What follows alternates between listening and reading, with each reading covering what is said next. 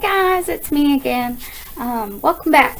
So Noel's here in the background blowing stuff up in his game. Say hey. Hi guys. So he's playing on his computer while I'm working at home. So I miss y'all still, and I hope everybody's doing okay. I know that this is kind of a hard time period where we're not together, but we'll get through it. I have faith. So I just wanted to read to you a couple more things from What If You Had an Animal Nose.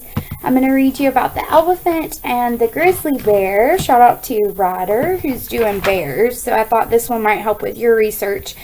And then we're going to dive into those books that a lot of my kids love. I know Christopher and Valerie and Caleb and Grayson and all of y'all, Daniel, y'all have been getting into these Who Would Win books.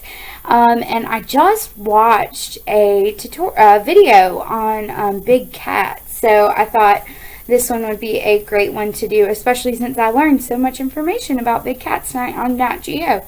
So this one is Jaguar versus Skunk, but we'll get into that after.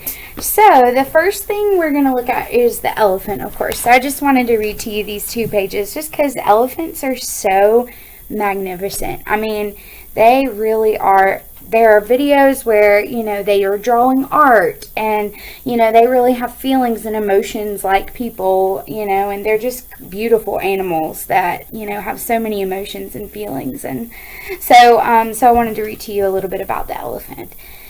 An elephant's nose may be the most useful nose on the planet. It's so long and special, it even has its own name, a trunk.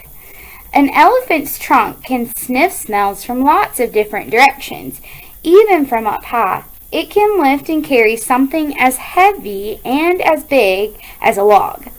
An elephant also uses its trunk to pull in water, as much as 2 gallons at a time.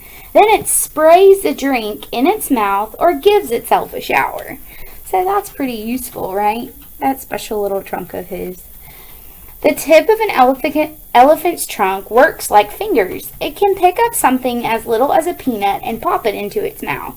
So the elephant can use its trunk for so many different things. It can use it for a shower. It can use it for drinking. It can be used to lift things, eat things, There are and sniffing and smelling, right? It's kind of like the shark in a way, because the shark can smell things from so far away. And an elephant uses its trunk in a similar way. And it says, if you had an elephant's trunk, you would need to go to a water park in the summer. Just because all your friends would think you were so cool because you could spray things, spray them with your nose. I love that one.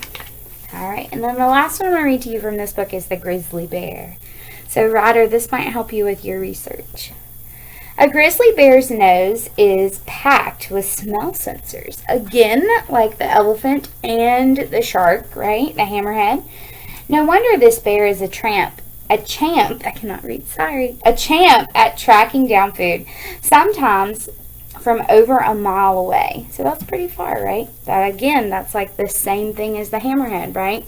So it would be twice of our playground probably, right? Or 4 times as much, depending on how long it is versus, because we have to go around the track 4 times to make a mile. So if we go around the track 4 times, then it must be the distance of a 1/4 mile. So 4 of them would make a mile.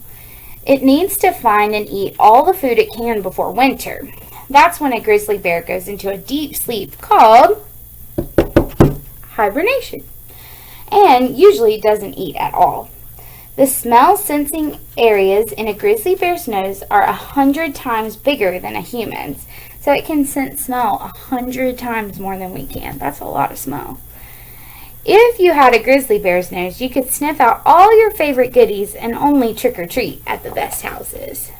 That would be useful, especially to my Halloween lovers out there. Get all the best candy. So these are some very interesting animals and their noses and how they use their noses, right? Think about how you use your nose, right? Is it much different from the way that they use theirs? I don't think so. We don't have to smell out our prey, but we use them to smell different things and to make sure that we're not going into an area that smells badly, right? So The next book we're going to look at is Who Would Win, the Jaguar versus the Skunk, by Jerry Pallotta, and illustrated by Rob Bolster. So these books, and remember there's tons of these books, and I have a lot of them in my classroom, and y'all have read a lot of them before, but they're really good.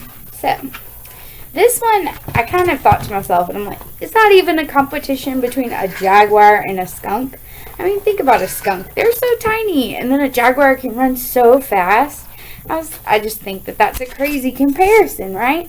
But this book actually takes the two and compares the two animals, and we've talked about that a lot, you know, comparing two things within a text. And sometimes an author uses that strategy to build a story for us. So building that story through comparison, you know, and cause and effect and problem and solution, they use those things to build their story. It's called plot structure. So they're structuring their story. What would happen if a skunk and a jaguar came nose to nose? If they had a fight, who do you think would win?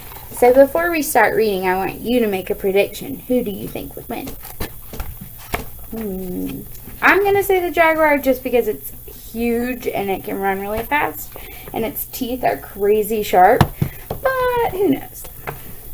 Meet the jaguar. The jaguar is a mammal in the cat family. It is the third largest cat on earth. The jaguar is a skilled hunter and an excellent swimmer. Its scientific name is Panthera onca.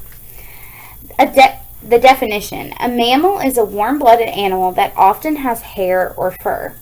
A big fact: a Siberian tiger is the largest of all cats. A second fact, the lion is the second largest cat.